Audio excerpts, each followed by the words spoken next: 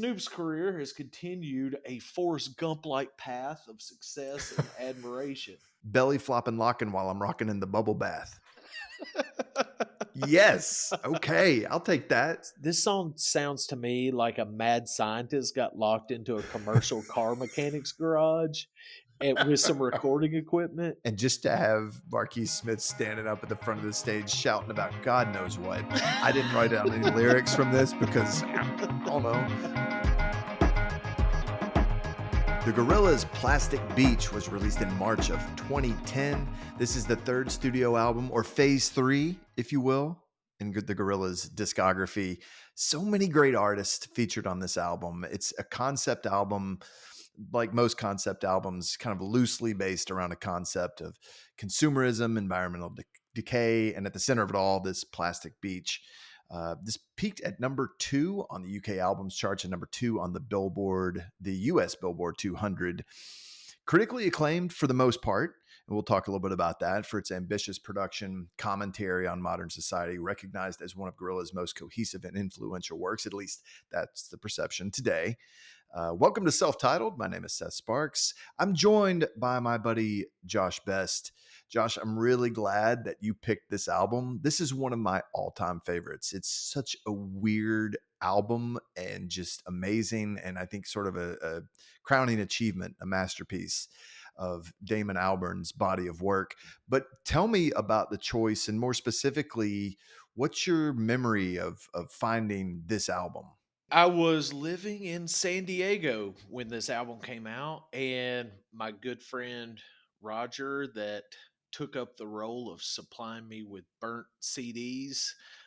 We had bond over good music, and so he took it as a goal to get me as much music as I could. And he knew I love Gorillaz, so he probably got this to me before it was even released. I remember loving it upon first listen, and I've got a great memory of this album. So uh when I was in San Diego, I attended the golf academy, and so I'm playing golf in a tournament like once a week, and I have this great memory of riding with three other guys in my class to a golf tournament, and I brought that CD with me, and I was like, you guys got to hear this. So like the whole way to a golf course, we're actively listening. Somebody would start talking. I'm like, no, no, don't. We can't. No conversation. We're not talking during this one. We're just listening to this. And I think some of the guys were just kind of weirded out of how serious I was about hearing it and making them listen to it. And I have this great memory of the driver when the CD was over, just kind of hitting eject and handing it to me, and it's like, all right, Josh, thanks for sharing that with us. And so, but there was a couple of guys who knew Gorillas, and they were in for the ride. So that's a great memory I have of this record. But yeah, this I wanted to talk about this album today because this is one of my favorites of all time. So it's gonna make my all time list of albums every time. Loved it immediately and have never stopped listening to it over the what, almost 15 years now. It's so funny when an album is tied to memories like that. And I don't know about you, but it's very sensory. If I have a strong connection to an album and tied to a memory, you're transported back there when you listen to it. I'm sure listening to this album, because we've been prepping for this for like a month, just listening to Gorillaz, absorbing as much stuff around this album as we can. But for me, when I have that connection, I can you can see the road ahead of you. When you were driving down the road, you can feel where you were, you can see the colors, you can smell the smells that were around at the time. Everything is just so tied into it. This is one of my all-time favorites too. I was very ready for this album. I was a big fan of Demon Days. Obviously, we've talked about Blur before, so we're big Damon Albarn fans. And the thing I think is, like, I was going to like this. I was going to be ready for it. I was going to be open to it, at least when it came out. I don't think I was ready for how complex it was, how layered it was. And I remember when I first listened to it, I was just like you, like it hit me and I was like, okay, great, perfect. Well done, sir. And then at the same time, there were a lot of tracks on here that are just so Like there's so much going on where I didn't get it all at the same at the beginning. I appreciated it and I was like, very good, but I didn't get the depths of it until I re-listened to it. And it's one of those albums where you can go back to it and your favorite tracks in the beginning, like you still really like them. But now upon re-listen, you're like, oh, but this track, I think I slept on this for a while.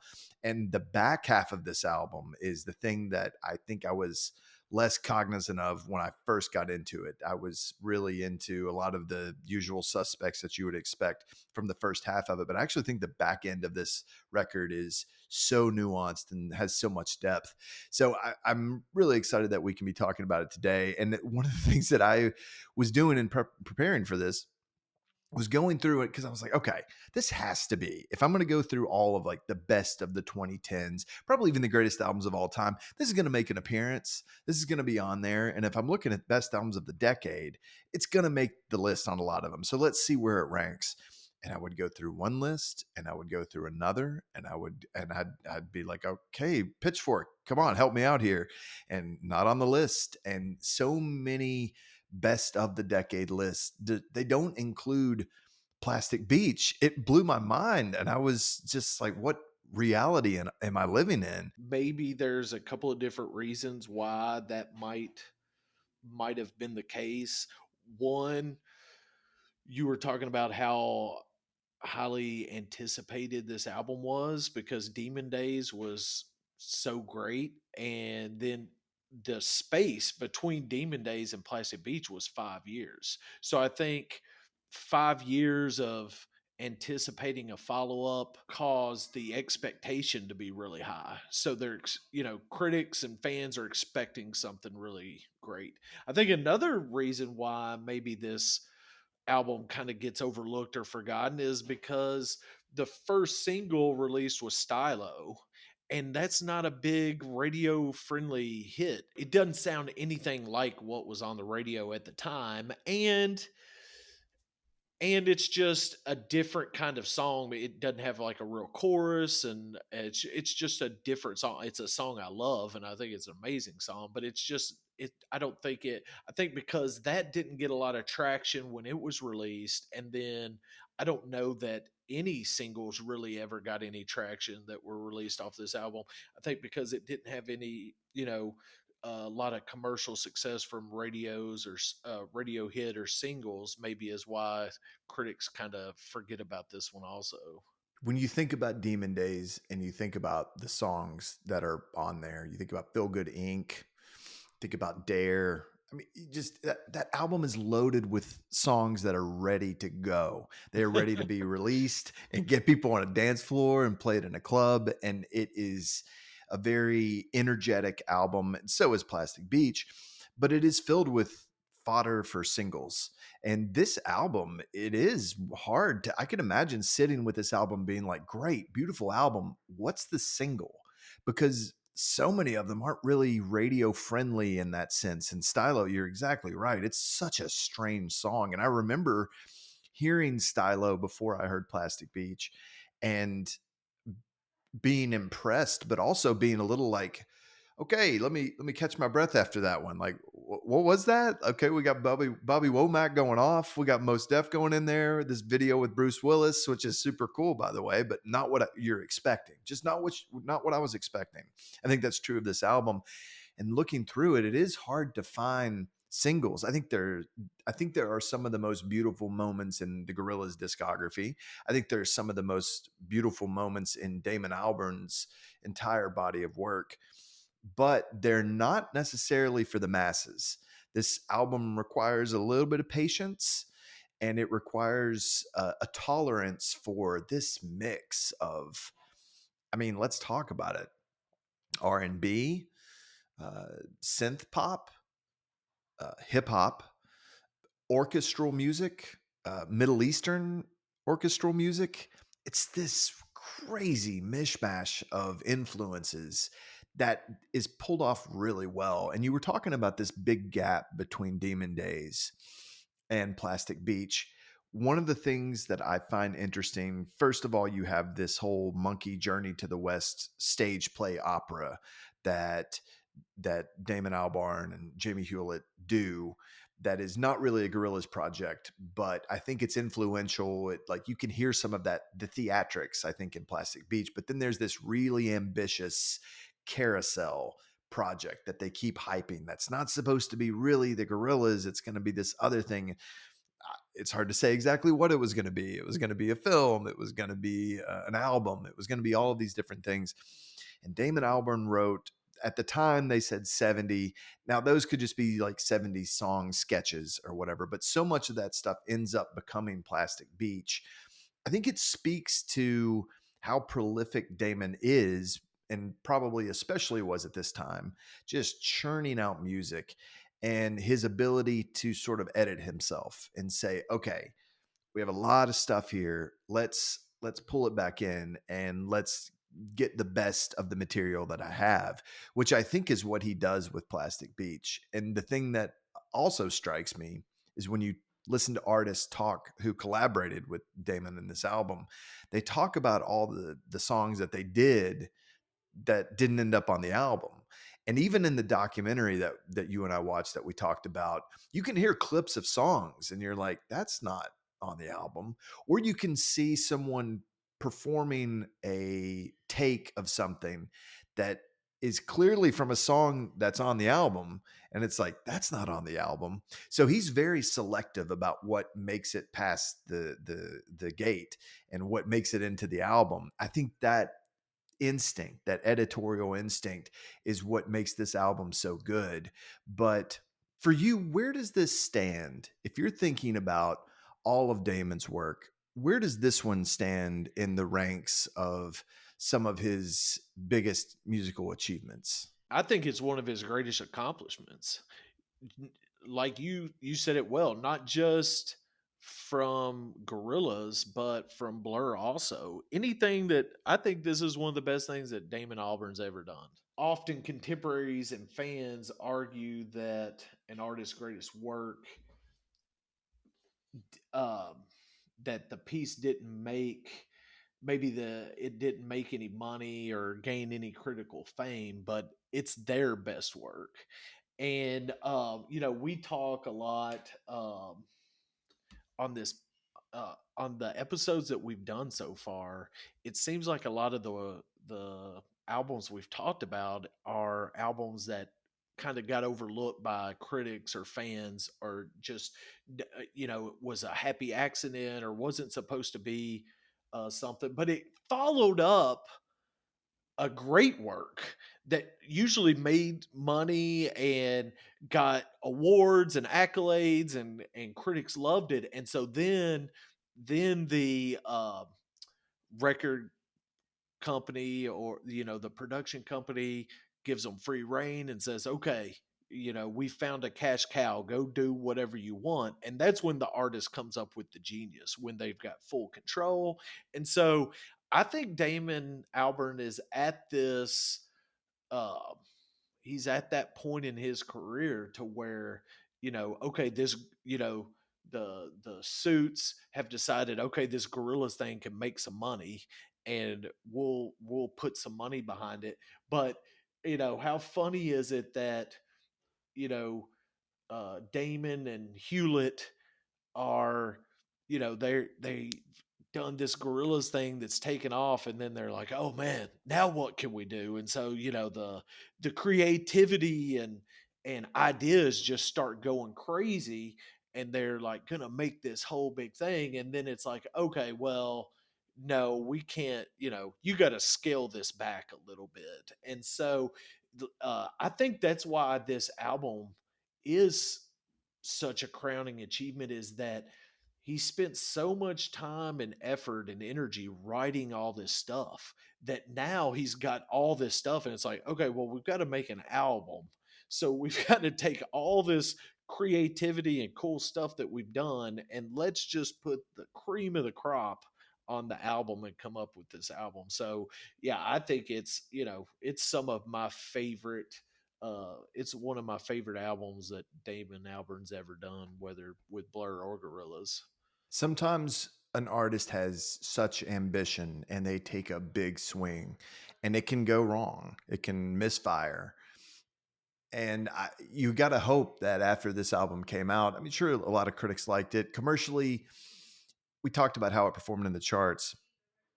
It didn't sell as much as Demon Days. I think that's more about the time, 2010 versus 2005, and what's happening with album sales. But you have to love it when an artist decides to be really ambitious and do something that is big and that is more uh, audacious than anything they've done before, and it lands. That it actually connects and they pull it off. And I feel like that's what happened here. So when you have somebody that has his mind, his talent, that is like, okay, we're going all out. And man, when you talk about the collaborators on this album, the long list of guest stars that pop in, it's insane. It's such an eclectic mix and it reflects someone with good taste in music. We talked a lot about James Murphy and how he had the ability to, like, I know that this is good music, these are eclectic influences. And Damon can do that. And he also is bringing, he brings those people in to the fold and gets them to work on the album. It's interesting to read about the people that didn't follow through and that didn't work out. I'm not saying I really missed the Engelbert Humperdinck collab that didn't pan out for this album, but he did have Snoop Dogg and De La Soul, and you have Mos Def. You have some really good hip hop names, but then you have Lou Reed and Marquis Smith and Little Dragon in the mix. It's just and Bobby Womack. It's so unexpected to have all these people, and in some cases on the same track, and to them share the same space and share the same album, and to make all of that cohesive had to be challenging, but he was certainly up to it and certainly delivered on it. I can imagine if you're like me, there were some artists on this album that I didn't know all that well at the time when this first came out, and this was almost a gateway. I'm thinking Little Dragon is a good example. I didn't know Little Dragon. I didn't know that artist beforehand, and so this was sort of a portal. We talked a little bit at one point about the Train Spotting soundtrack and how that album was a gift that kept giving, because you would have these artists on there that you didn't know that well. And then later you'd come into contact with him and be like, oh, that was my introduction. It was my gateway into these. And I don't know about you, but that's certainly the case for me when I look at all the collaborators. A lot of them I knew, but a lot of them I didn't. And it caused me to go further explore what they did and to appreciate that. Definitely. Yeah. I'm trying to think just off the top of my head. Maybe okay, I definitely knew Snoop Dogg and Mos Def. And I knew Lou Reed from the Train Spotting soundtrack.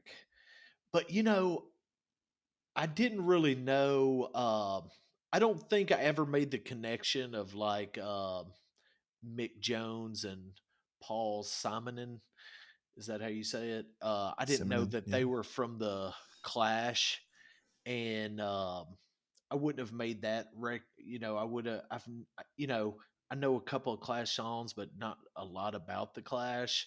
I didn't know. So I'm going to be completely honest. I've gotten to know some of these people for the first time, like in the last couple weeks. So, like, you know, I had no clue who Marky Smith was. What band was he in? The Fall. The Fall. Yeah, I've heard you Yeah. talk about them. So I'd heard about Yeah. them, but I didn't know who. I wouldn't have known that just by his name. Even though I love this album, I was not one who've been like, "Oh yeah, I love Empire Ants and it has Little Dragon on there. Let me go check out this Little Dragon." I just never checked into them, didn't know anything about them until I started preparing for this episode. I love them. I've gone and listened to some of their stuff. I really like them. It shows very good taste. It's definitely one of Alburn's strengths.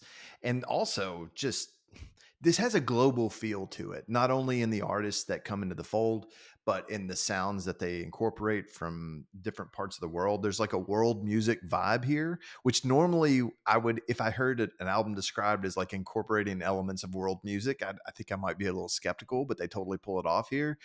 Also recorded in multiple locations.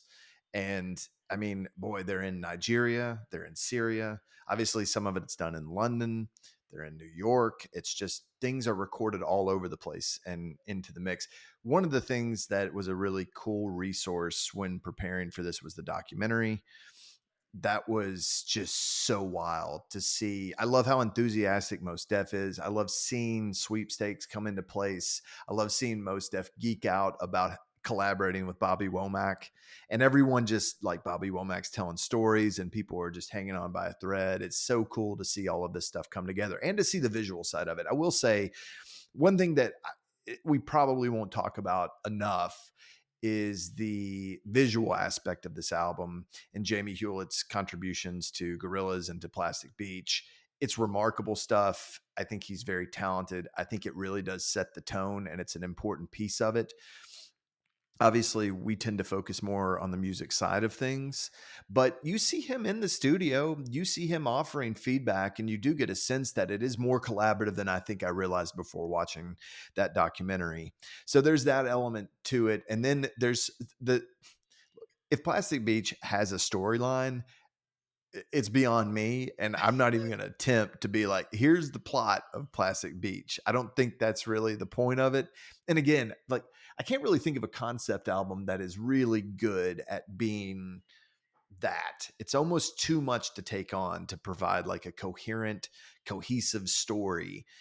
It's a loose concept, and I think that that's the best way to think of it. I think a very forward thinking one. The, I love Damon in the documentary talking to people about what it is. I think the documentary opens and it's like, so the plastic beach, and it's like all the plastic in the world's ocean comes together and it consolidates into one just pristine, very clean island. And it's so funny. I feel like it's De La Soul that are sitting there. And look, he's worked with De La Soul a lot. So they probably have a shorthand and they're probably just mulling things over. But I can imagine that, like explaining that to so many, like, is Snoop Dogg going to be receptive to that message? Is Snoop Dogg going to be like, yeah, got it. Yeah. Okay. Makes sense. Most Def seems all about it, which I love how game he is. But yeah, I can't imagine that pitch was like, okay, now I know what I'm going to say.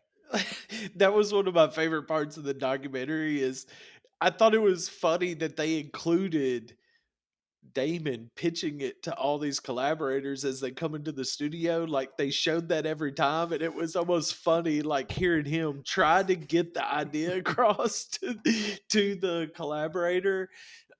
Yeah, that was funny. But you know, we we are good friends who've listened to music together for a long time, but I feel like we are very different consumers and represent two different groups of people. And I'm in the group, I represent the group that is I don't know, has too much stuff going on that never spends any time like searching something out. Maybe I don't have those questions. I've never gotten into the virtual band aspect of Gorillas. It's just to me, you know, I think it was maybe if Gorillas came out in the 90s when we were still watching MTV, I just kind of stopped watching music videos and that didn't really interest me that much. But it was interesting that I saw an interview with Damon Albarn, like talking about the start of Gorillas and kind of like the history of Gorillas, and he said, that Jamie Hewlett is very important, has a very important role of Gorillas, and he likes writing music through Jamie's lens, as I think is how he said it. So it's like, it's like when you find somebody that just has really good taste, or demand, has a eye and an ear for something really good, you tend to trust them and want their feedback. So I think maybe that's a lot of what Hewlett's role is in the music of Gorillaz. I think you're probably right. With the animation part of it, I know the characters, I think it's a cool add on to the concept of the Gorillas.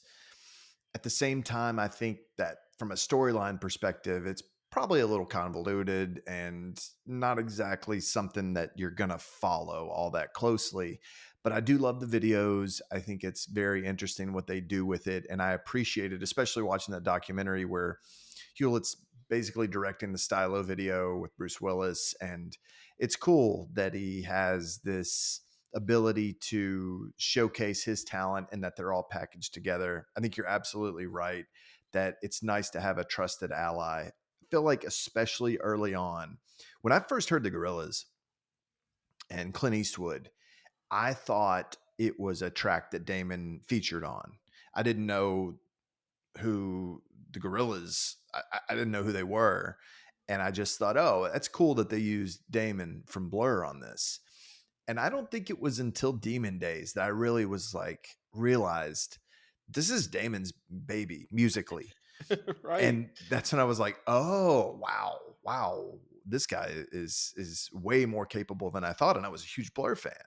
So that to me speaks to this instinct of Damon to pull back, to having been the face of Blur and having been also the heat-seeking missile of Blur too. If flack came to Blur, it came to Damon.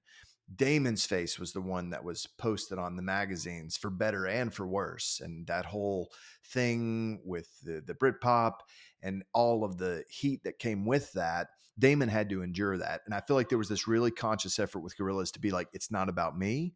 It's not about my face. You don't see Damon very much at all in Gorillaz videos, especially around this time.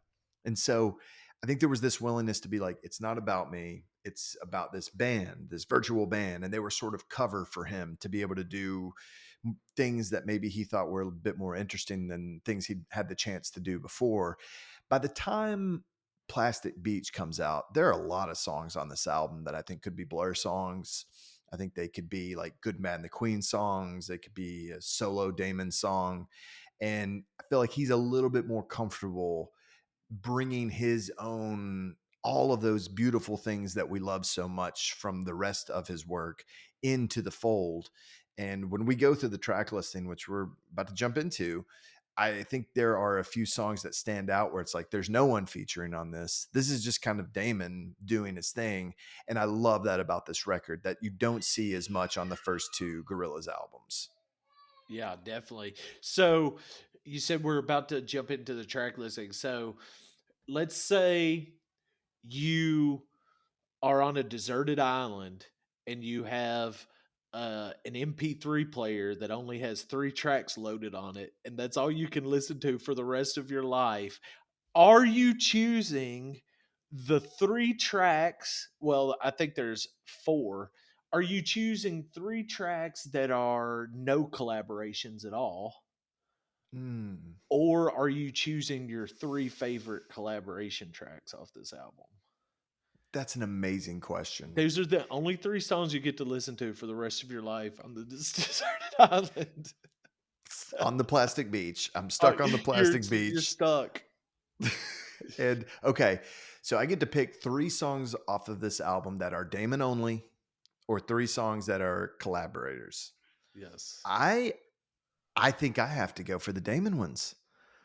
I think that that stretch, and a lot of it is in the back half of this album, it's just strong. I think of it some of his best work, Yes. and when we get to that stretch, I'll bring it up. But I that's I my answer. What I about thought you? I would have put all my money in my savings account that you were gonna say collaborations because I know you love sweepstakes. Oh But you're boy. right. But you're right. Broken and Yeah, Melancholy Hill that's it. and Plastic Beach. Well, Plastic Beach is a collaboration, isn't it? But yeah, gosh, Yeah. the back half of this album has just got some gems. And I feel like you could make Rhinestone Eyes also a solo. Like in some ways, it has other voices in there. There's a lot more going on. I don't think technically has a feature on it. So if you had Rhinestone Eyes, Melancholy Hill, and Broken, I mean, dude, That's I love Melancholy Hill so much. And Broken is one that's just like, oh man, what a beautiful, like, I mean, these are the things that we talk about when we talked about Great Escape and when we've touched on some of the other work of Damon. I mean, it's that good stuff that he figured out how to pull that into Gorillas. And it's just like, wow. So are you going to go with the Collaborators or are you going to go straight Damon? I was thinking straight Damon. So what songs do we have to choose from that are just Damon? On Melancholy Hill, Yep. Broken, Yep. I think uh, Rhinestone Eyes Rhinestone Eyes, and probably Pirate Jet. Pirate Jet. Gosh, that's a good one. That's fun. It's a good one. All right, we It's got to talk strong. about these tracks. Let's get into it. Let's jump right in. We're going to start off from the top here. Obviously, not a ton to dive into in the first track. The orchestral intro does set the cinematic tone for this album. That Sinfonia Viva makes its first appearance here. I think it does introduce that side of this record really well. It's really important component of Plastic Beach. It sets it apart from all the other Gorillaz albums, not just all the other Gorillaz albums, but all of like any album I can think of that infuses this many things. Short and sweet, to the point, and sets us up to go into track number two. I think it's a solid intro. Yes. Okay. I'm going to tell you a little bit about Sinfonia Viva. They're a Love it. British orchestra based in Nottingham, England. Do you know who else is from Nottingham? Amari Williams is from Amari Nottingham, England. Williams, That's the right. amazing center for the greatest basketball team on the planet. That's the That's right. University of Kentucky Wildcats. Okay, this orchestra was founded in 1982 by Malcolm Navarro under the name East of England Orchestra. In 2000, the orchestra changed its name to Symphonia Viva. Andre de Ritter was the principal conductor who served in that role from '07 to 2012. So he was the principal conductor when they collaborated with Gorillaz. Symphonia Viva is still thriving, playing concerts across England and participating in the community with workshops and interactive experiences. Love it. It's such an important part of this album and it sets the tone here. There's also obviously there's some other orchestral moments in there, but then we get into Welcome to the World of the Plastic Beach featuring Snoop Dogg. This is one of the more straightforward tracks on this album. This to me makes sense as a single. It also kind of introduces this somewhat dystopian setting. Snoop, it still has a lot of cachet in 2010. I'm not saying he doesn't now, but now he's so common. You see him in Corona commercials. He's has this thing with Martha Stewart. He's the Olympics guy. It's like their whole generation of people who probably aren't even familiar with Doggy Style. In 2010, I feel like he still has that sort of like he's this guy that can come in and collaborate and do an amazing job. Such a great groove, incredible use of synthesizers throughout this album, especially on this song. My quote of the song: "Belly flopping, locking while I'm rocking in the bubble bath." Yes, okay, I'll take that. How excited were you when you found out that Snoop was going to be on a track with Gorillaz? I mean, come on, that's like the best collaboration ever. It's amazing, and the thing is, for us, Damon Albarn and Blur, they were not. They People didn't know. No one knew them in the United States, especially where we lived in that time. No one was familiar, so it felt like, oh, it's our buddy who's like, this like obscure person. I mean, he's massive everywhere else, but like it seemed really obscure. So whenever he had a pull like that, you were like, he got Snoop Dogg. He got Snoop Dogg. That's how I felt when I heard that.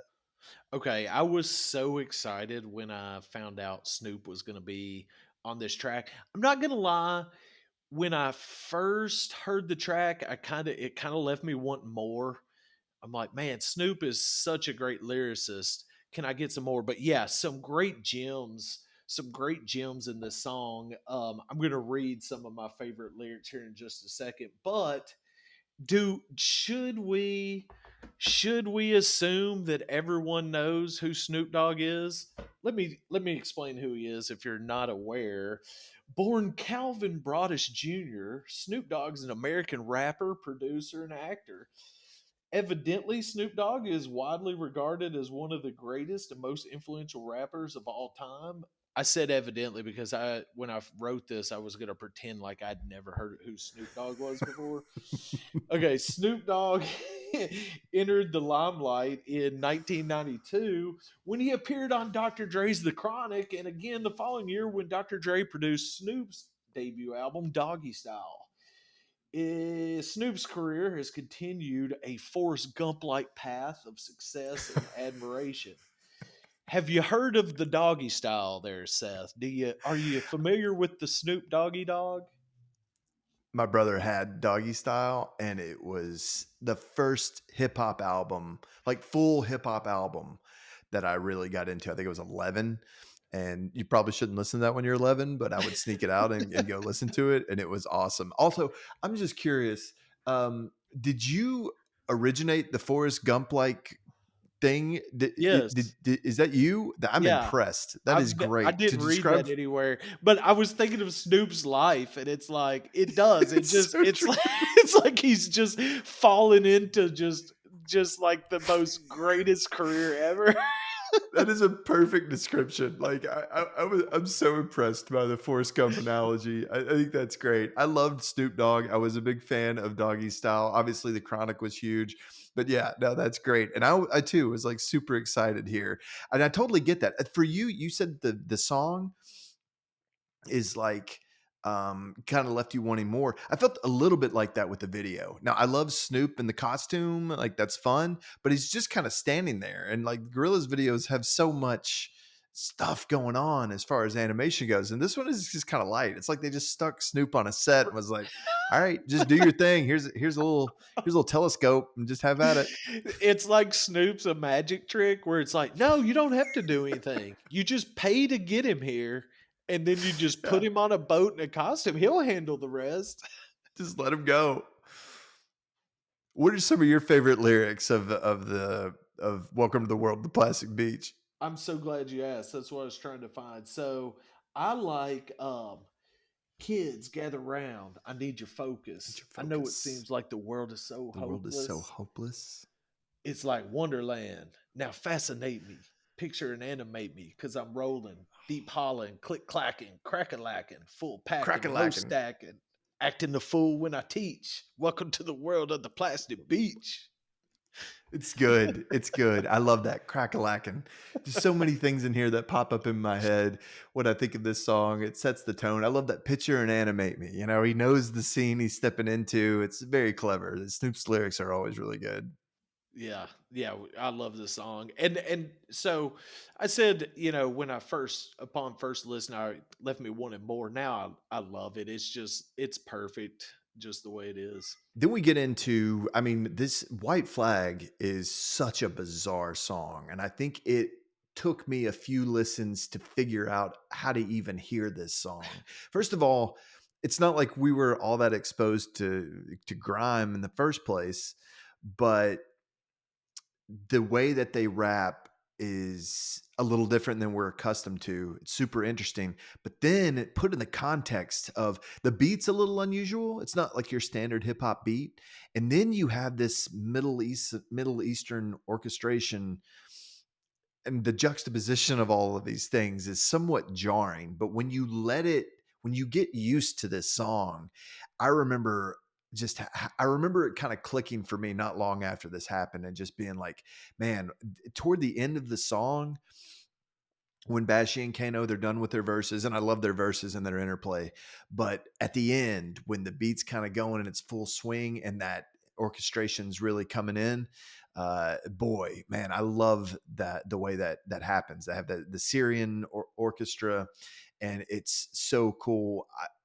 I love that. So Bashy and Kano said that they had the flu when they recorded this, and that the song itself was a little out of their comfort zone. So I think they even felt a little like white knuckling at getting through this. But man, I love the result. And my favorite line: "Skip on the beat like Ali in the gym." This is so good. I love this. I love this song. I love White Flag, and even though it took a little bit to grow on me, I know it's a weird one, but I'm a fan. Yeah, this is one that, like, when I first heard the album, it was like, okay, if we need to skip ahead to get to a stronger song. We can skip this one. But Yeah. also, the one thing that I immediately was drawn to with Gorillaz, when Gorillaz first came on the scene with their self-titled album, it's that's like when I'm first getting into rap for the first time. It's like my freshman year of college. I'm I am being introduced to all these things that for the longest time I've chosen not to get into because I just didn't think I would enjoy it, and then I'm exposed to it a lot, and so I liked Gorillas immediately because it's like, okay, here's some rapping that I like. Here's something that's interesting, and the British rappers, the words they chose to use and the way they put rhymes together was interesting, and it was also cool because it's like, okay, nobody's listening to this. This isn't a thing that people are listening to, and so yeah, I love their. Now I love this song. I've had such a good time researching this album and learning these artists and learning about these different artists that I had no clue. A lot of these I had no clue about, just like the National Orchestra for Arabic Music. They no longer exist. They were an orchestra based in Syria, known for performing classical Arabic music and traditional music from the Middle East. Evidently, most of its members, including the principal conductor, and I don't know how to pronounce this instrument. Mm. Oud. He's an oud virtuoso. Issam Hmm. Rafea left Syria for exile in Europe due to ongoing civil war in Syria. So the National Orchestra is featured on. It's also featured on an unreleased track from Plastic Beach called "Crashing Down," which appears during the credits of a documentary film called "The White Helmets." The White Helmets is a 2016 film that depicts the Syrian organization called the White Helmets. This documentary won an Oscar for Best Documentary Short Subject at the 89th Academy Awards in 2017. Is that Wow. fascinating? Dropping knowledge. I love that. That's so interesting. And I know that Damon had a connection. He had played in Syria, I think, and I don't know even know in what form, but he had. This is obviously all before all the things that led to all of these folks going into exile. But it's especially, we talked a little bit about some of the live performances around this time of Plastic Beach, and just to see that live and to see like those drums that open up this song and to see that them execute that live, it's so impressive. And I mean, it has a great groove. You don't think about it. If you're thinking about grooves and you're collaborating with different rappers, it's like your instinct would probably be to just come up with some really cool electronic beats, or maybe to pull samples, which Gorillaz doesn't really do. That maybe some like clips from commercials or movies, like vocal stuff, but they don't really pull samples. But it's really ingenious to incorporate some of those rhythms into this, and that's what is interesting about White Flag to me. If I could hop in a time machine and go see a concert from any tour in history, this would be one of my choices. For Damon Albarn to create a tour where he used a lot of these collaborating musicians. The Sinfonia Viva he took with him. He took the guys from the Clash. They were the guitarists and bassists for this tour. He took all these musicians with what is that brass ensemble? Maybe not on every show. Hypnotic Brass, Yeah, yeah. that hypnotic brass ensemble and most deaf. Maybe they're not there every show, but for the majority of the show, they had 70 musicians traveling with them. And then all the other spectacles that come with a Gorillaz live show, I'm sure was an absolute spectacle. And because of all that, I don't think Gorillaz really made a lot of money from this tour, but it had to have been, the video clips that I've seen from the concerts on this tour just look absolutely amazing with all those instruments represented on stage. So cool. Let me tell you about Bashy. He's a British actor and rapper. Real name Ashley Thomas. Broke onto the scene in 2007 with a song called Black Boys. He's got two studio albums, one called Catch Me If You Can, released in 2009, another one being Poor is Expensive, 2024. Seems like his acting career took off in 2012 when he played a supporting role in a critically acclaimed film entitled My Brother the Devil, and in 2013 when he played a recurring character in the British drama series Top Boy. Seems like Bashy is a bit more accomplished as an actor than a rapper musician. I'm not really sure, not too familiar. Okay, Kano. Kane Robinson, aka Kano, is a British rapper, songwriter, and actor. A breakout into notoriety for Kano would come when he would be featured on a remix of the street song Fit But You Know It around Yeah. 2004. In 2007, Kano released his second studio album that featured collaborations with Blur, Damon Albarn, Craig David, Kate Nash, and Vibs Cartel. In 2020, Kano appears on Dead Butterflies, a track from the Gorillaz album Song Machine, Season 1, Strange Times. So good. Love this. Love the research on that. And Kano, man, Fit But You Know It is such a cool song. I love that song. It's so funny. When I Have you saw heard that one? when I don't know if I know that song, but when I saw the streets, I was like, oh Yeah. man, there's one of those albums that somebody, I think it was a coworker in Lexington, like burnt for me and was like, hey man, you got to check this out. I like this. And I don't know that it really caught on with me. I don't remember really like putting it into my rotation, but I recognize that.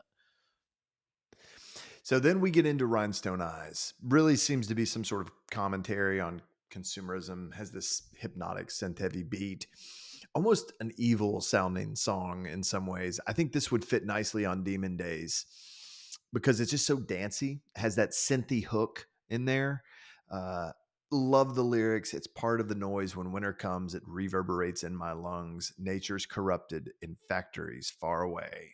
Here we go again, man. And also that line where they're like, I never knew what they were saying. I had to look that up because I used to assume what they were saying and it never made sense and it always changed. And I was like, what is that? Apparently that's electric is what they're saying, which is super cool. I love that. That's electric. But this one, I do think if you were a Demon Days fan and you got Plastic Beach and you listen to it and you're looking for something to remind you of those days, I think that Rhinestone Eyes, that might be it. Yeah, this I think is a banger. One of the first songs that when I listened to the album was like, oh, okay. And doesn't this just sound like you know, Damon using uh his usual bag of tricks that you would hear off maybe Park Life or Great Escape or 13, that spoken word kind of that spoken word verse that really brings out the imagery, and it's poetic, and the lyrics are great. Really good. I think that if you were looking for a single, I don't know why this one wouldn't have come up. I feel, feel like Damon, when you have so many collaborators, you probably feel weird picking the lead single as one that's just you. I don't know. Maybe that's just me reading too much into it, but this one I feel like would really satisfy the audiences who had an appetite for Gorillaz stuff. And then we get into what was the first single off this album that we touched on a little bit, Stylo, Bobby Womack and Mos Def. Futuristic, driving electro R&B soul track. Again, what planet does this come from? Womack didn't know the Gorillas. His daughter liked them, so he agreed to do it. I, and it's a super cool video too. I do love that about this. I think it's interesting too that Bobby Womack, who makes a couple appearances on this album, eventually his final studio album before he passed away was produced by Damon Albarn. So they clearly hit it off, had a good connection. You probably saw this in your research that the guy went in there and belted it out for an hour and then passed out. Like they basically had to carry him out of the studio. So the man left everything out there. I left everything on the field that day when he recorded Stylo. And I love it, man. I also love Mos Def's verse on this. I love Mos Def's work on this album, but love electricity, shockwave central, power on the motherboard. Yes, I love that. Like, I don't know what it means, but I love that. Yeah, I saw an interview where somebody asked Damon what stylo means, and he's like, "I don't know. It doesn't mean anything. It just sounds cool." He's like, "The letters look cool when you write them together, or something like that." So just this is from a different planet, and it is so cool. And I feel like Bobby Womack makes this song. His spirited vocals that just sound otherworldly is kind of what makes the song for me. But I mean, I do love that driving beat with all the vocals in the background. Everything just seems to just keep building and driving towards something, which I love. Songs like that, songs that kind of just keep you anticipating that something's on the horizon. But yeah, this is a super cool song. Seth, I know you know a lot about Bobby Womack, but let's not assume everybody does. Bobby Womack was Sam Cooke's backing guitarist. He wrote and originally recorded "It's All Over Now," which later became the Rolling Stones' first UK #1 hit. During Bobby's long, illustrious career, he worked and collaborated with the following. It's a long list: Ray Charles, Aretha Franklin, Sly and the Family Stone, Janis Joplin, Patti LaBelle, Rod Stewart, Ronald Isley, Keith Richards, Charlie Watts, Bill Withers, Todd Rundgren, Van Morrison, and of course Damon Albarn. One of my favorite Bobby Womack song is "Across 110th Street," which opens the great film Jackie Brown. Bobby Womack's final concert was on June 14th, 2014 at Bonnaroo. Wow, really? Would you like to know a little bit more about Mos Def? He is an Let's talk American. about Yasin Bey. Yeah, I didn't know that until I looked that up. Right. Yeah. Uh, Mos Def is an American rapper and actor. The name his mama gave him was Dante Terrell Smith. Apparently, he now goes by Yasin Bey and not Mos Def. A prominent figure in conscious hip hop, Mos Def is recognized for his commentary on social and political issues and listed as the number 14 of the 50 greatest rappers of all time by a 2014 article by About.com. Maybe best known for his collaboration with fellow Brooklyn native Talib Kweli, called Black Stars, and they are still recording music. Also, for his first studio solo record, Black on Both Sides, in 1999, and it's still highly regarded as one of his greatest works by his fans. In 2005, he was nominated for a Golden Globe for Best Actor in his acting role in Something the Lord Made. From 2005 to 2011, Mos Def was nominated for 6 Grammy Awards, including for his role in the music video for Stylo. Such an interesting MC because he's so unpredictable and he's very athletic in the way that in his delivery. And he brings that to the table on this album. And boy, I can't wait to talk about sweepstakes. But that's I Have love you? Mos Def's incorporation in this. I don't know if I saw it before I heard the Gorillaz album, but I remember right around the time the Gorillaz album came out, I'd seen that Dave Chappelle's Block Party. Have you ever seen Right. that? And Yeah, so it's been a while, but yes. I saw his performance on there, and so that was kind of like this. That's kind of like the first time I knew who Mos Def was. So I did listen to. I had some coworkers that like Talib Kweli and Black Star, and so I'd heard some of that stuff, but wasn't super familiar. But yeah, the more I find of his stuff, I really like it. That I went back and listened to that first studio album from '99. It is really good. Super talented guy. We get into super fast jellyfish. I mean, also just like wow, what another one where it's when you listen to this, I can't imagine anybody expected to hear this song. I don't know any other artist that would create a song like this. This is such a weird song.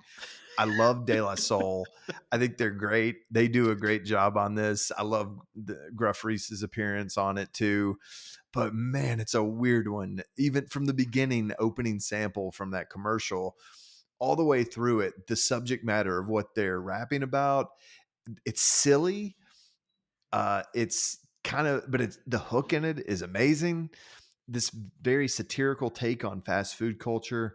Love, Gruff Reese getting in there. For the longest time, I was like, where is Gruff Reese on this? Because I thought it was Damon for the longest time singing that chorus. But then after you watch the documentary, and I mean, even before I saw that, I was like, I started to piece together like his contribution to it. And I feel like Damon is mostly just the robotic voice in the background. I don't know that for a fact, but favorite standout lyric for me here: we be the colors of the mad and the wicked. We be bad. We rebrick it with a 24-hour sign. It's so good. I love De La Soul, and I love that Damon has such a long-standing relationship with them. Every time they collaborate, I think it works really well. And this is so weird. Superfast Jellyfish is so weird, and I love it. I feel like, I don't know, but you can imagine that the reason why they work so well together is because Damon's like, okay, so it's like a song about a microwave food, and because the world's gone to hell in a handbasket, and we're on this plastic beach, and so I want you to, rap about um, fast food and consumerism, and they're like, got it. We're on board. So I feel Right. like I feel like they're up for any challenge that Damon gives them. So yeah, I like the hook that you were talking about, the chorus. Um, Let me find it. All hail King Neptune and his water breathers. No snail thing too quick for his water feeders. Don't waste time Don't waste with your time. net. Our net worth is set, ready, go. Many others know what we be. Oh yeah, that's where you came in. We be the colors of the mad and the wicked. Yeah, such a, and it kind of played into like what I was saying earlier, where it's so not the norm of what hip hop was at that time, what everybody else is listening to, to it was fun to find rap that was like lighthearted and goofy and not so serious, and not about, stacking more paper and getting more, kicking women out of the cab or whatever, so I immediately gravitated to any hip hop influence that the Gorillaz had, because it was from a different lane that I wasn't accustomed to hearing. I feel like that's such a strength of De La Soul's, and one of the reasons that I always liked them too. They were part of that East Coast. I feel like they're, Q-tips on a lot of their stuff. They're, you can see that connection with Tribe Called Quest, and just so much of the stuff when I was like an 11 or 12-year-old kid, when a lot of hip hop was hitting. And I mean, Doggy Style was part of that too, but that was funny too. And I think that was the angle for me, but I didn't necessarily, the stuff didn't necessarily resonate with me with all the stuff you're talking about. It's like counting cash and putting people in check and all this stuff. And De La Soul Laying had a bodies cold. completely different approach. Yeah.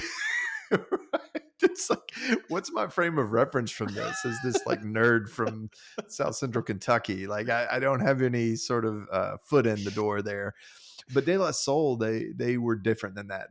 They did have the socially conscious thing, but then they could also be silly. They could be fun, and also, great use of samples and their stuff, just like Tribe Called Quest. But yeah, no, I love it. It makes perfect sense that they would collaborate and that they would get along so well with Damon. And then, man, okay, we get into Empire Ants. The drop in this song rivals any drop in any song ever made. That transition where it kicks in, I mean, find me somebody who could deny the power of that. This dreamy two-part composition it feels like we're touching on a lot of escapism here. I think one of Damon's crowning achievements, great introduction to Yukimi here from Little Dragon. Your Little Feet, Working the Machines. This song is an all-timer for me. I think when you read through people's lists of their favorite songs off of Plastic Beach, this always comes up. And of course it would. Like, this is just a special song. And hearing this, it's like, why didn't Damon and Yukimi just do an album together? Like their interplay is so good, and we'll get to it again later on the album. But Empire Ants, I think, is a special song that hit immediately, and I can never get away from it. Is one of the best tracks on this album. It's so strong. The live performances of it are really strong, but man, the synthesizers in this song, everything about it works really well for me. I think it's one of the high points of the album. Couldn't agree more. When I first listened to this album, I mean, upon first listen, this was the song that resonated with me. And I still think maybe the high point of the album is when this song drops. You know, when the song goes from an introduction to you know, all the synths come in, and then when Yukimi starts singing, it's like, oh gosh. And the lyrics and the way she sings just creates such imagery, and I think it's brilliant and fascinating. And when I searched out Little Dragons and or Little Dragon and explored some of their music, I was surprised that she sings a lot differently in Little Dragon than she does on the 2 tracks on Plastic Beach. So I thought that was interesting. But yeah, you're right. Gosh, I'd never thought of that before, but how good would a Little Dragon featuring Damon Albarn album be, you know, or like you said, or just Damon and Yakimi. But I was impressed that Albarn invited the whole band and not just Yakimi. You know, he wanted to collaborate with the whole band, so I thought that was interesting. But yeah, this song's still one of my favorites, and I the drop 2.5 minutes into this song still hits as hard as it ever has. It's amazing. Glitter Freeze featuring Marquis Smith, this chaotic industrial sounding instrumental. I love that he brings in Marquis Smith from The Fall, just a legend, a legendary character. I love the live performance where they bring out Marquis Smith and he just has the paper up where he's reading off the lyrics. He doesn't even try to memorize anything. Marquis Smith is such an interesting character. If you ever have time to do a deep dive, and you might have already done one, but The Fall, very prolific band, very interesting band, could be very challenging at times, but just really cool stuff. Marquis Smith is notoriously different and like, you know, hard living man. It reminds me of when on Demon Days that he brought in when he brought in Sean Ryder from Happy Mondays. It feels like it's pulling from that same sort of influence of like, it's almost, and look, you don't bring in Marquis Smith to be like, we're going to sell a lot of records if we bring in Marquis Smith. You know, like people don't, even people who know The Fall. I mean, if you're a fan of The Fall, you probably know Marquis Smith, but The Fall's not like a hugely commercial band or anything. And the name Marquis Smith isn't exactly the type of thing that's going to sell albums, but it's a big street cred thing. And I'm not saying that's why Damon did it, was to kind of solidify the coolness of this album, but man, it does achieve that with this. That synth, that is that wide ranging synth that plays with the octaves. It's so cool. Live, you can tell how much fun Damon has playing this song. And just to have Marquis Smith standing up at the front of the stage shouting about God knows what. I didn't write down any lyrics from this because I don't know. I don't know what he's saying. It doesn't really matter. It's more vibe than anything else. But Glitter Freeze, in its own way, is this sort of sinister banger that is probably going to freak out people if you put it on out of context. But man, I love it. I love this song. I love this song too. Before I talk about the song, let me go down this tangent that I just thought of when you were talking there. I see some parallels between Damon Albarn and Quentin Tarantino. Like when they go to put a piece of work together, or even somebody like James Mercer, they're like, wait, James Mercer, did I say that right? That's not who I'm talking about. Who's From the Shins? no, who's the LCD Sound System? Oh, James Murphy. James Murphy. Phew, I knew that wasn't right as soon as I said it. You know, when I see them work on an album, it's like, okay, what would the coolest thing what could be the coolest thing that I do here? And so Yeah. then they just start pulling from all the things that they love and think's cool. And so, when I originally had Plastic Beach, I didn't read these names and think, "Oh, these guys are from the Clash. This guy's from the Fall." The I didn't. I just saw a name and I didn't recognize it. I didn't put together their like punk legends or whatever. So to me, as I've done this research, it totally looks to me as like, okay, Damon Albarn's like, I can do anything I want. Who do I want to work with? Who do I want to bring in? And so I think that's definitely what he's done is just, what do I want to do and what would be fun and so yeah, that's where that came from. So about the song Glitter Freeze, to I love this song. I've always loved this song, and it this song sounds to me like a mad scientist got locked into a commercial car mechanic's garage with some recording equipment and is like, what could I do here? And so that high synth sound that it to me it sounds like a drill from like NASCAR. It's like and I love that. I love how this song is just a constant build up and like the effects on Marky Smith's voice sound like sinister and haunting. I think this song is so cool. When I was trying to pick a favorite song, I mean this when I was trying to pick a favorite song on the album, this is like one of the ones I'm bouncing back and forth. It's like, is this my favorite song?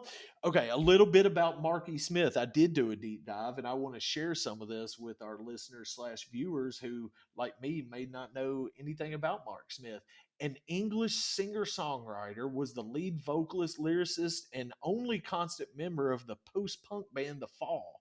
Smith formed and led the band to a 42-year existence that included over 60 musicians that released 32 studio albums and numerous singles and EPs. Smith's approach to music was unconventional. He did not have a high regard for musicianship, stating that, and I quote, rock and roll isn't even music, really. It's a mistreating of instruments to get feelings across. Or actually, it What a says to quote. get feelings over. So when I read that, I was like, is he mean to get across his feelings or to get over his feelings? Either way, that I think that's a funny quote. I can't agree with Mark E. Smith there. You know me, you know my taste. I like things that are, I grew up taking music lessons and music theory, and I don't like a lot of just chaos for the sake of chaos. But yeah, I had a really fun. I left out all the weird and bad stuff about Marky Smith, that he was like super hard to work with, and a lot of people didn't want to work with him, and I think he had problems with maybe alcohol and drugs. But yeah, a interesting character to look up, and I love Glitter Freeze, great song. Oh, it's so cool. The Some Kind of Nature featuring Lou Reed, also just insane that this works. Insane that this unfolds the way it does, and that I think the net result is amazing. Reflects, I think, it's kind of hard to parse out exactly what Lou's talking about here. The lyrics to this song are so wild. I love them. And I think I almost don't like looking up the lyrics because I like just guessing what I think he's saying there. But I think it kind of reflects on the artificiality of modern life. Not necessarily what you'd expect from Lou Reed on any sort of collaboration. It's just perfect. The live version of this is also very interesting. Lou has this habit of he doesn't play songs live the way that he recorded them. He's Dylan-esque in that way, where it's just going to sound like however Lou feels that day.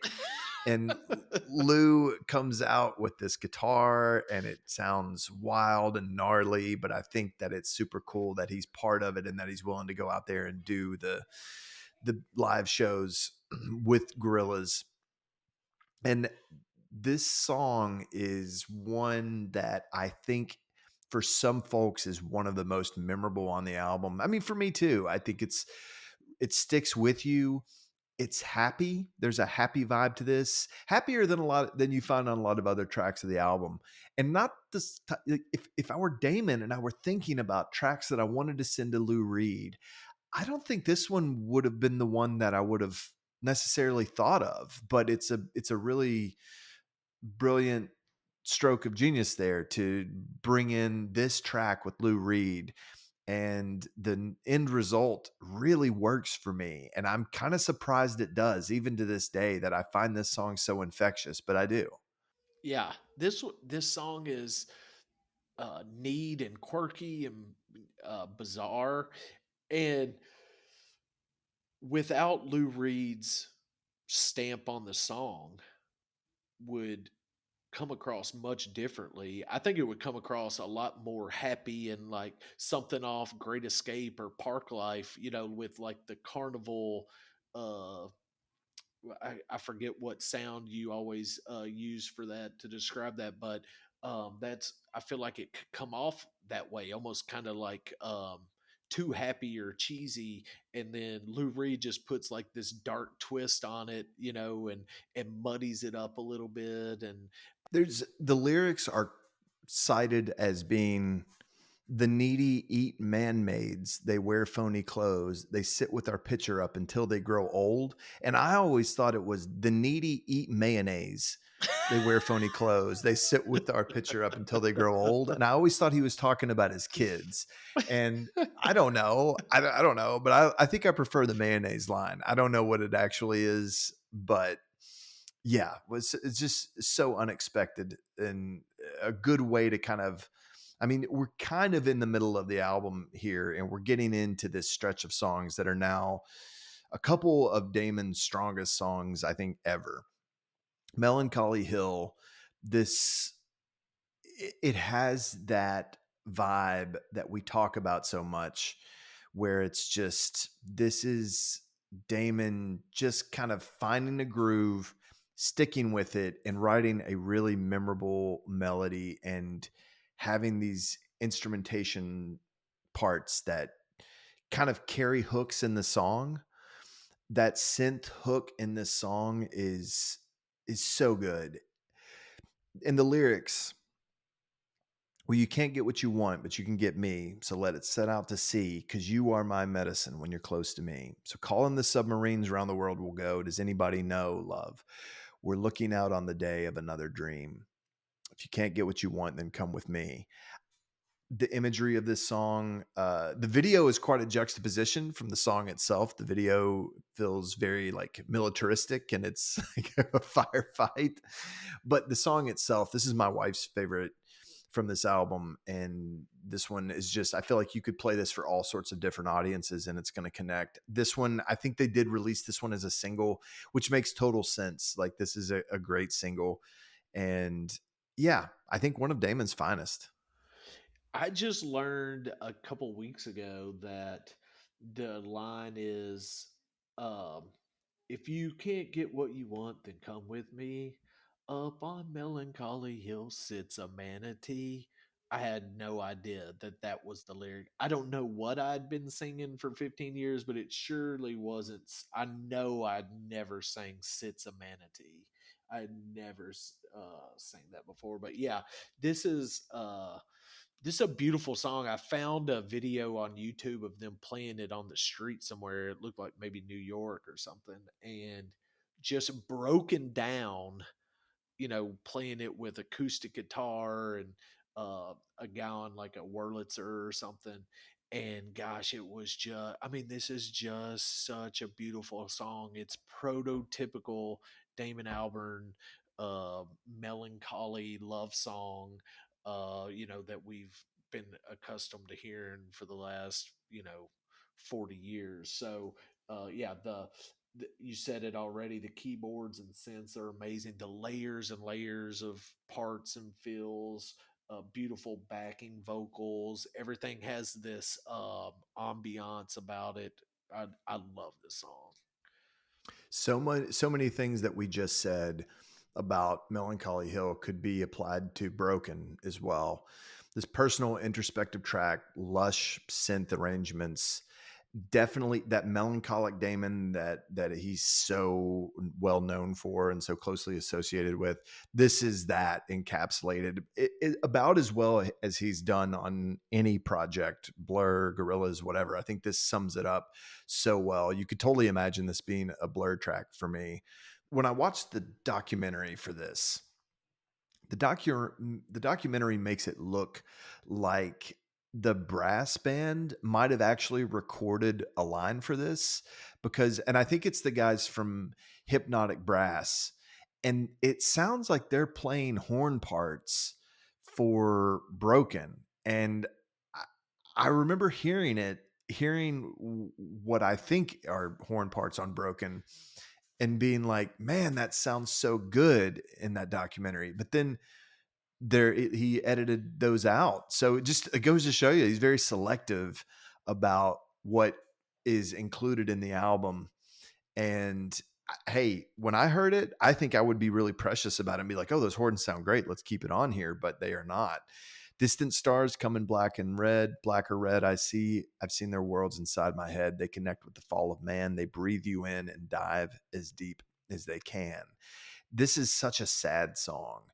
And it's also, just like a lot of sad Damon songs, feels a little uplifting in some weird way. So yeah, Broken, Melancholy Hill and Broken are a great like 1-2 punch as we kind of head into the back end of this album. I couldn't agree more. The thing I think that gets me with Broken is the beat. It's almost like a sad, melancholy song that comes from this like hip hop um, foundation with that like synth sound, that that like Yeah. and the beat. It's like you said, it's sad, but then it has you kind of dancing to it. So it's like, I think we've talked about that before with other artists, that how fun is it that, somebody makes a super sad song that you could dance to. But yeah.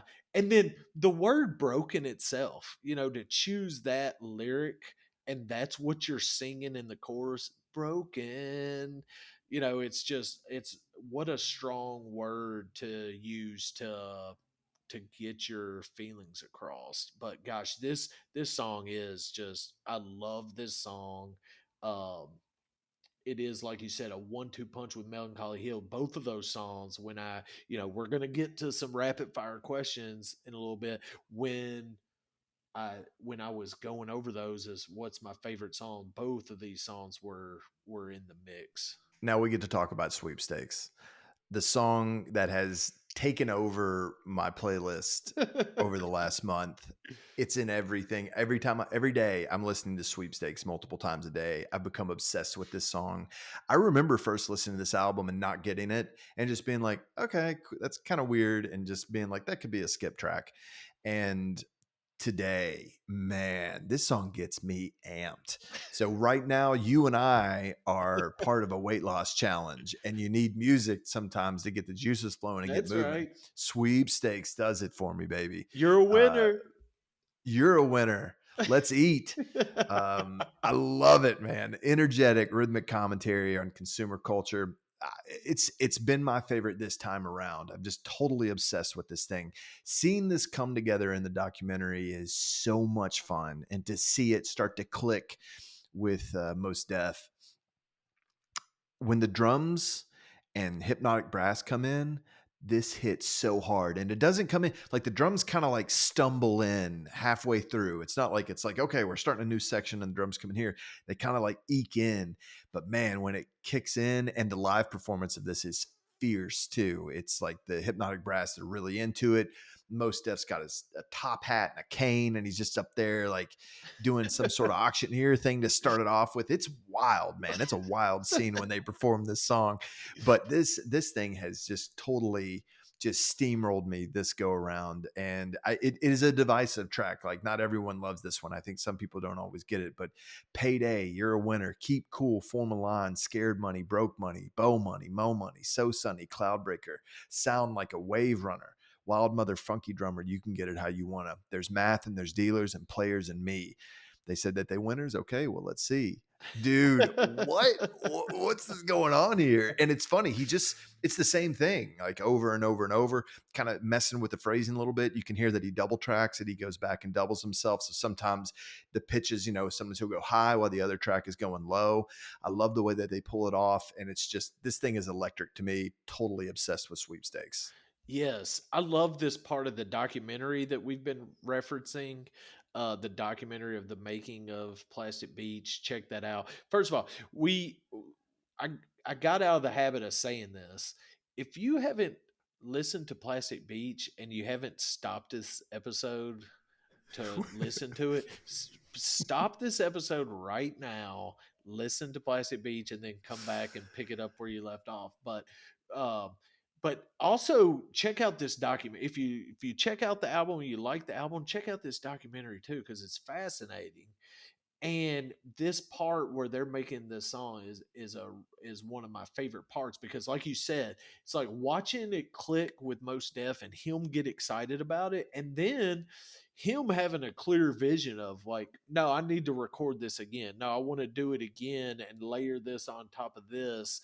And so he had a clear and remember he was almost talking with maybe Jamie Hewlett, and like Mm-hmm. he was picturing illustrations to go with Yeah. this. It's like it needs to He's be like, a I big see sign. this. Yeah, he's like Yeah. it's like sweepstakes is on a big sign and you're a winner beside You're it. a and winner. and Yeah. yeah, and so that's super cool.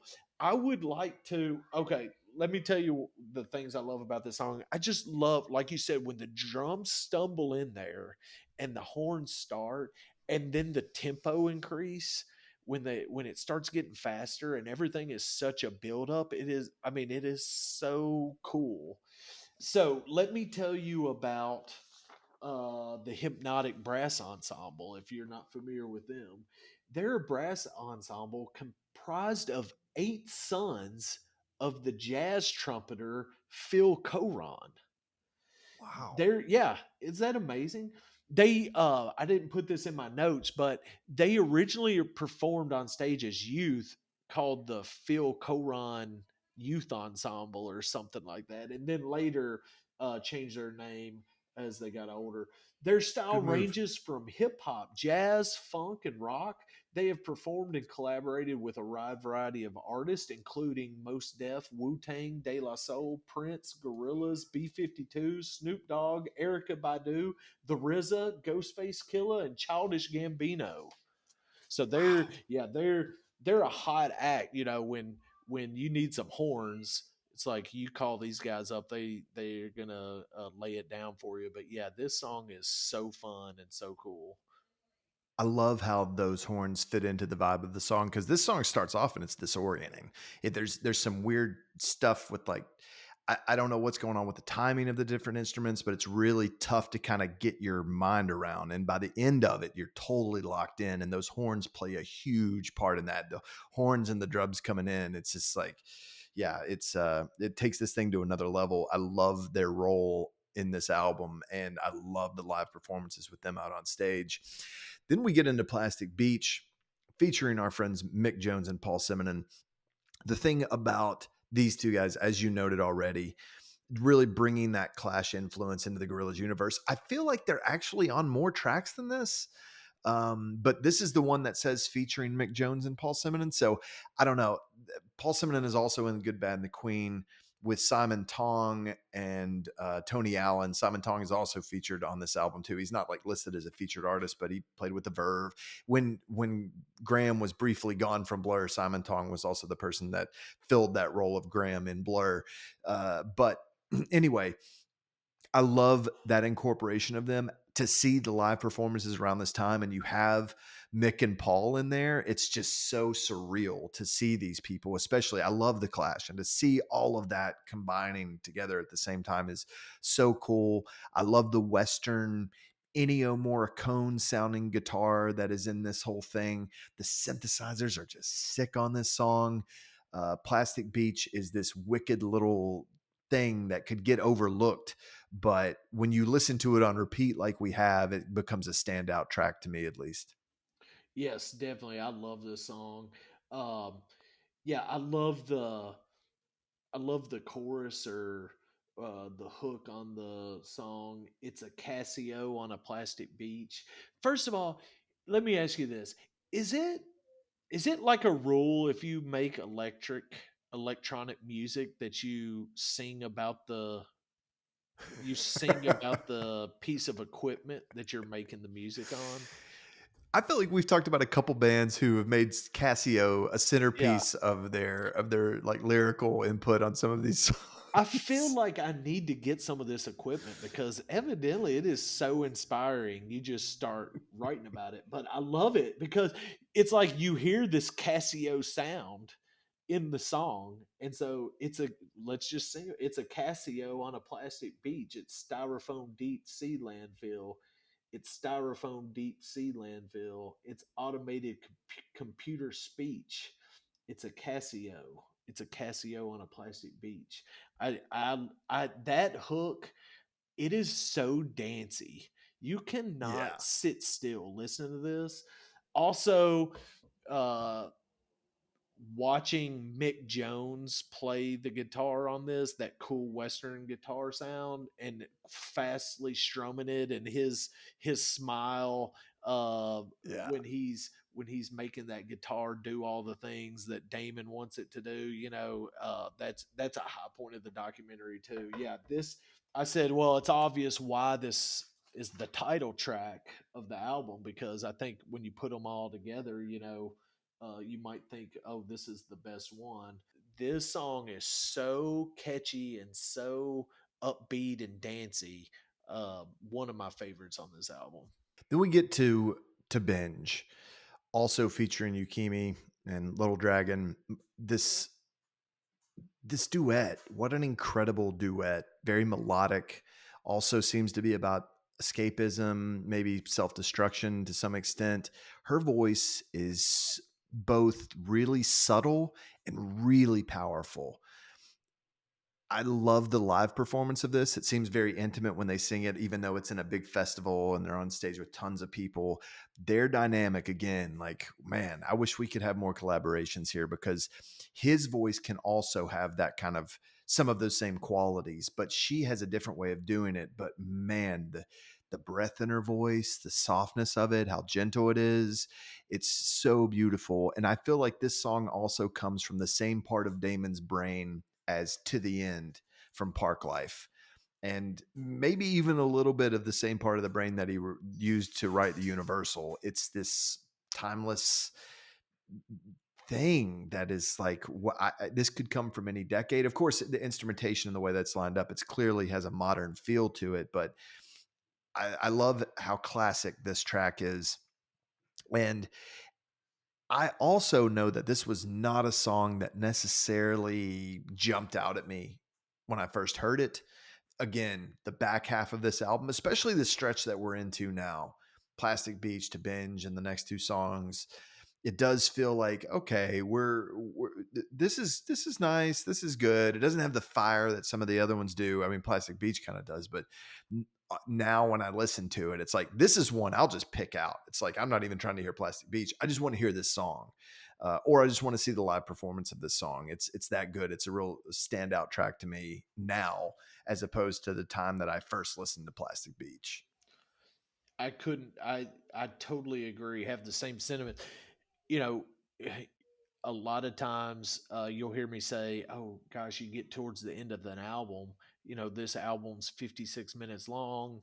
Getting towards the end, it's like, gosh, I'm a little worn out, or maybe you just don't have time to finish it up. So a lot of times, the last two or three tracks can get lost unless you're just skipping it to that track. But yeah, the charisma between Damon and Yukimi is magic, and I'm like you that they should collaborate more often, and maybe we could see that again sometime. But yeah, this is just another great track that I've gotten reacquainted with in the last couple weeks. The Cloud of Unknowing, I think, is one of the more it feels more removed from everything else that's going on.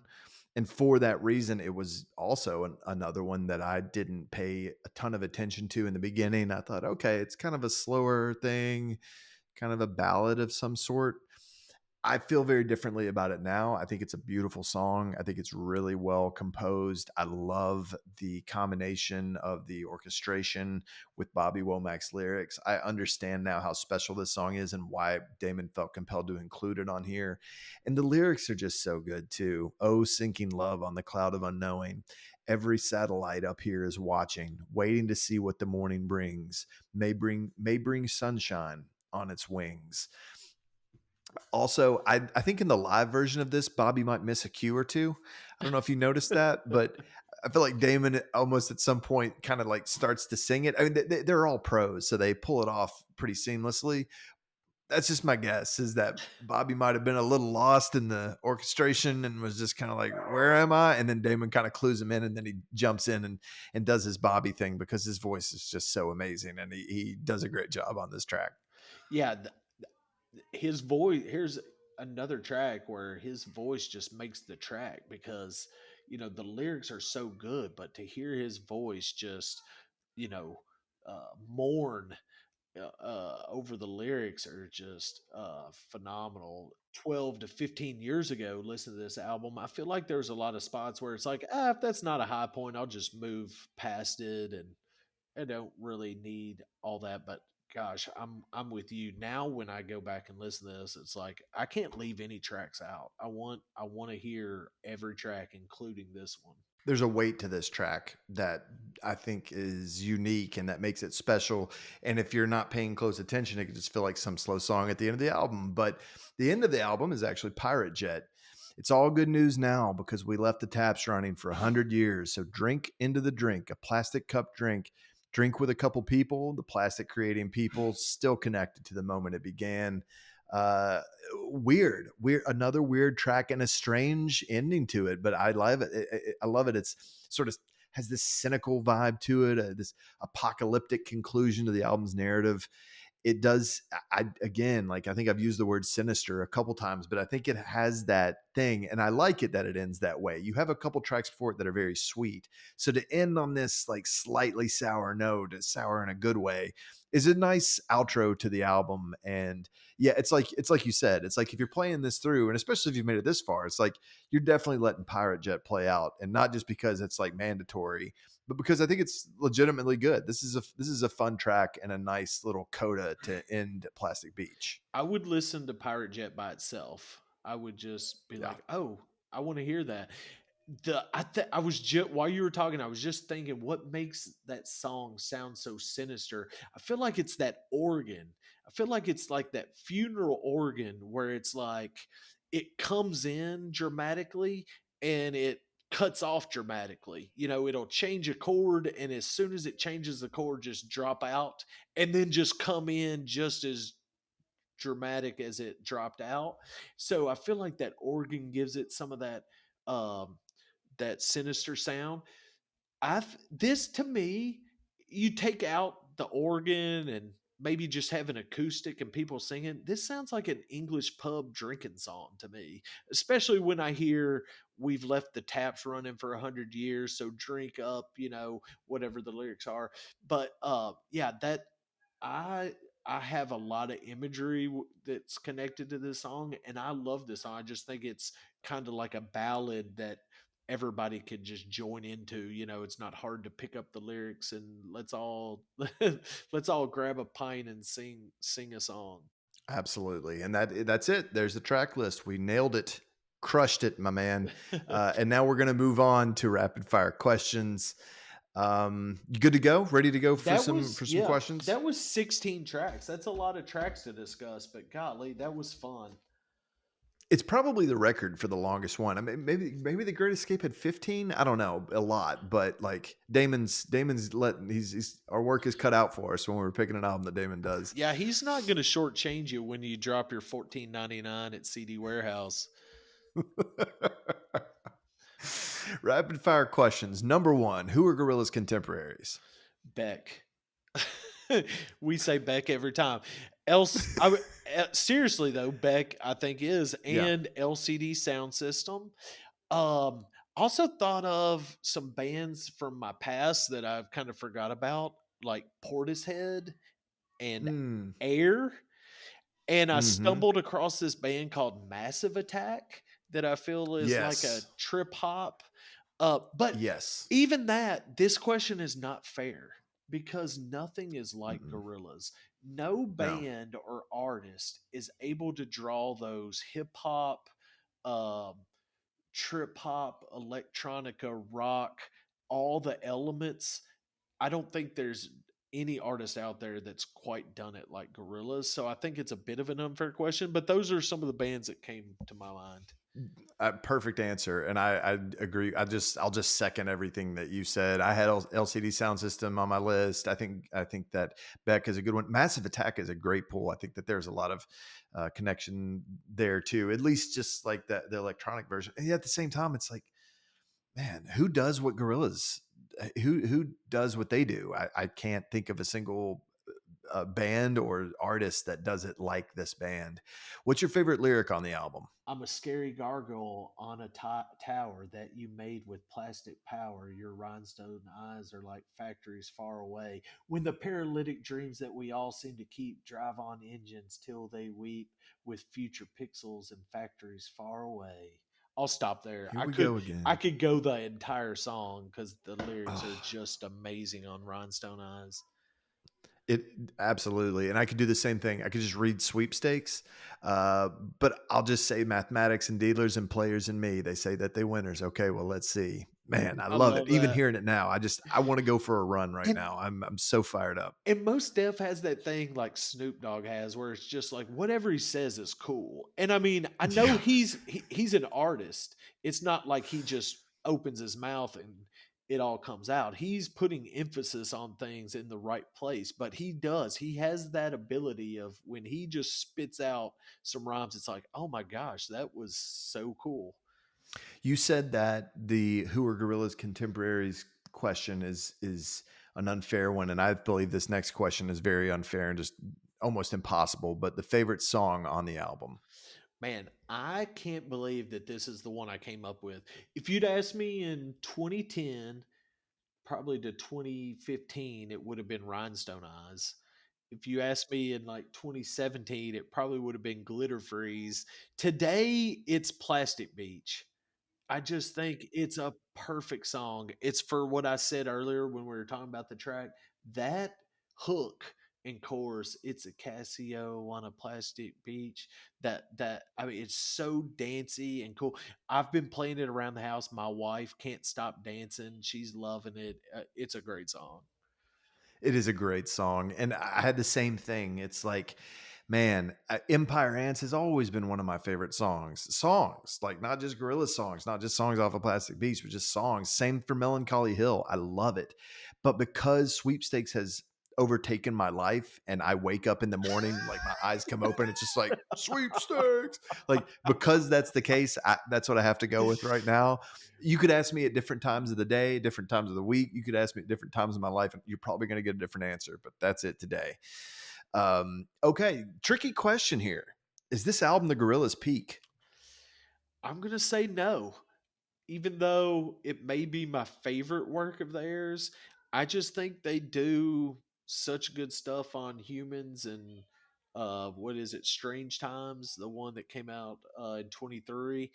I just think those are such good albums. How can you say that they peaked? I don't see any kind of drop off. It's so true. It's really hard because I mean, and then for some people, like Demon Days was this crown achievement. I also think it's an incredible album, and I love that. And I feel like this album is stuck with me really. But you mentioned humans.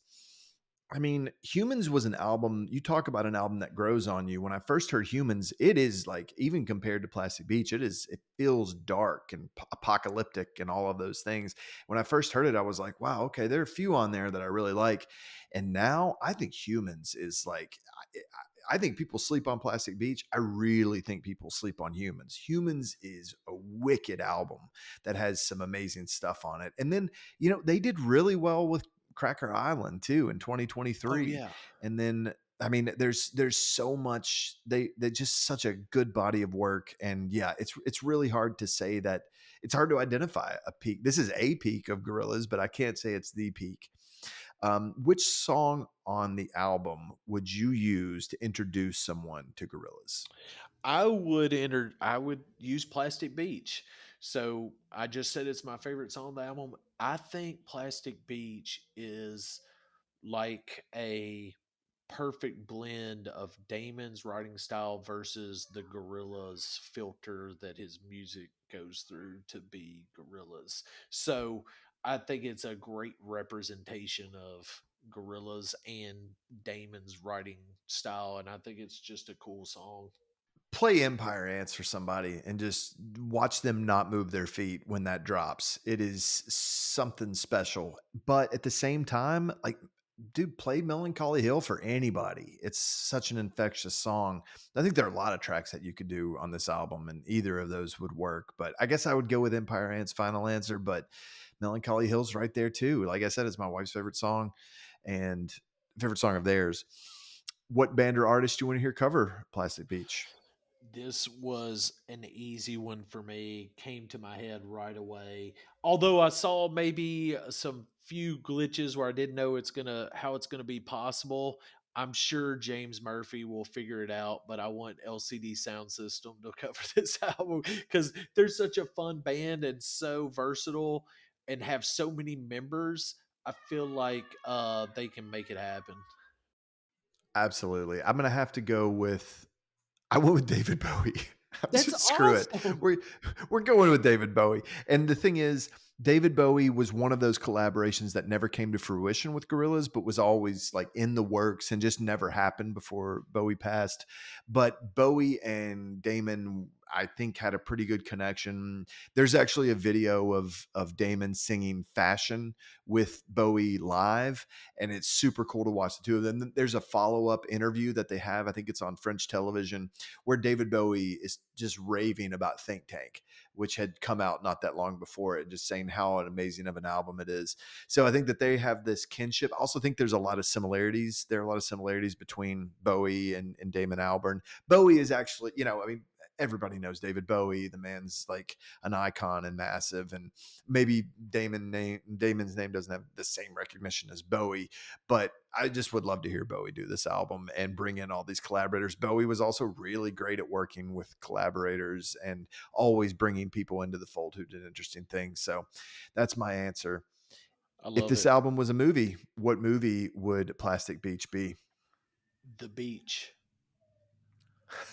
You remember The Beach? Nice. I sure do. Danny Here's Boyle. here's why took that because so in the movie The Beach, they're trying to escape the world because it's gotten to what I feel like Damon is describing as the plastic beach. So they're going to the beach looking for utopia and instead find that any that humans can really corrupt any utopia, and will, and evidently will. So I just immediately thought of that as like this of this place where a lot of imagery that came in, and that's what I thought of.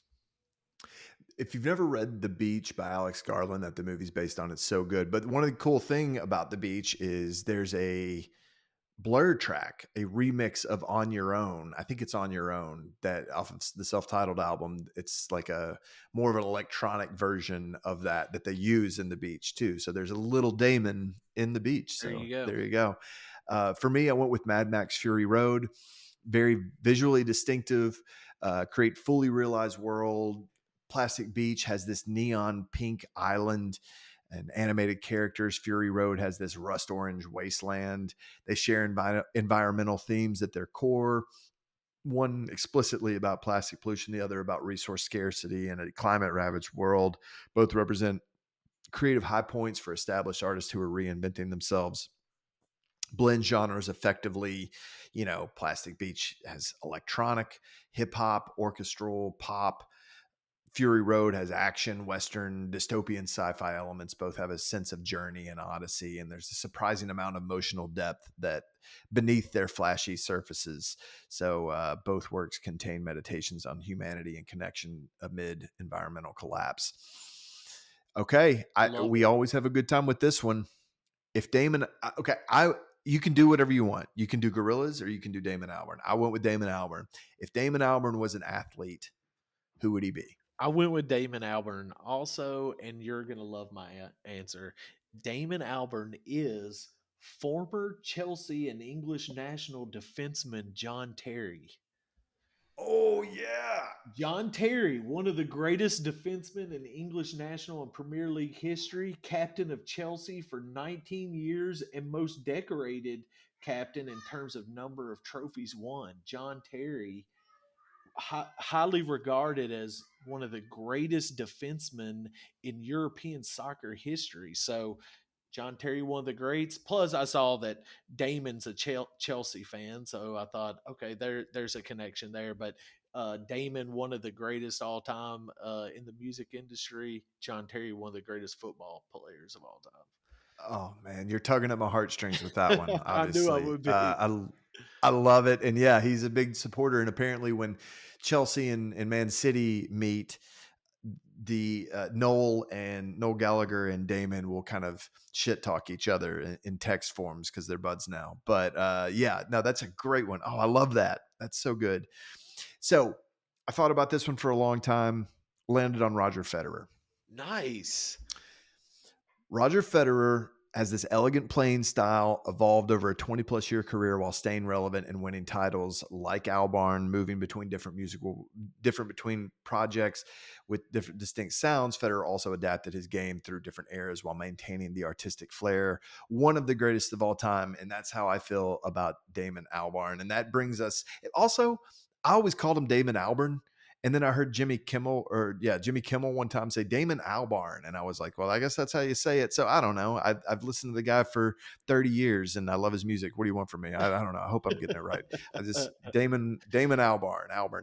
I love this album. I love the Gorillaz. I am such a fan of his work, of this band, and everything that he does to this day. If he releases something, I'm all ears. I'm all in. This thing is now, I think, getting the respect it deserves. I noticed, I think it was Stacker had it on number 30 of the greatest albums of either the decade or of all time. I can't remember, but it would certainly be on my list of favorites of all time. This is, like you said, it's an all timer for me. I think it's a standout entry in the Gorillaz catalog. I think it's one of the greatest albums that it's the greatest orchestral hip hop, electro, punk record ever made, and I will go to the grave saying that. But in all seriousness, it's a feat what they pulled off with this album to blend all of these different things, all of the different collaborators into one cohesive, coherent album is astonishing. And I know that it was born of this probably far more ambitious project Carousel. And, after this album, there's The Fall, and that one is sort of I don't know, a quieter, more subtle album. And then you have Humans eventually, and, Gorillaz are still going strong today. I do think that this takes me back to a time when I hear it, just like you're talking about, you're playing golf or you're headed in a car to the academy with some other folks, and it just conjures memories. This thing is, we talk about warm blankets. This is a warm blanket for me. I love Gorillaz. I should have brought the vinyl in here. I've got the cover. I could have showed off that I have the vinyl of this, but yeah, I love this. Thank you so much for picking it because I can't imagine us talking about our favorite albums and not covering Plastic Beach because, man, this thing, I love it so much that sometimes when we're done with an album like this, I need a little bit of a break from that album and from that artist. I could go out there right now and throw on Plastic Beach. Like, just talking about it, I'm even more fired up about it than I was before we started the conversation. So yeah, I appreciate it. Any closing thoughts from you to wrap up Plastic Beach? I'm so glad you said something about your vinyl because I wanted to say something about this earlier and forgot. Do you remember me moving back to Kentucky, or maybe just being in Kentucky, in between San Diego and Maine, and listening to Plastic Beach with you on your vinyl at your, I think, in the basement of your parents' house that they live in now. Yeah, Um, because we probably hadn't seen each other in a long time, and right. that album hadn't come out, hadn't been out that long, and you were like, man, let's listen to it. We're just talking about, like, what about this song and what about this song? And so I just have this great memory of listening to it on vinyl at your house, and having a great discussion about the album. This would have been, sometime between 2010 and maybe 2013 or something. So I'm glad you brought that up. But yeah, maybe my last thought would be, I just think uh Damon Albarn is the consummate musical professional that's just a tireless worker. When I was thinking about the athlete, I seriously almost thought of Michael Jordan, or like a LeBron James or Kobe Bryant, just because a person that just takes his craft so seriously.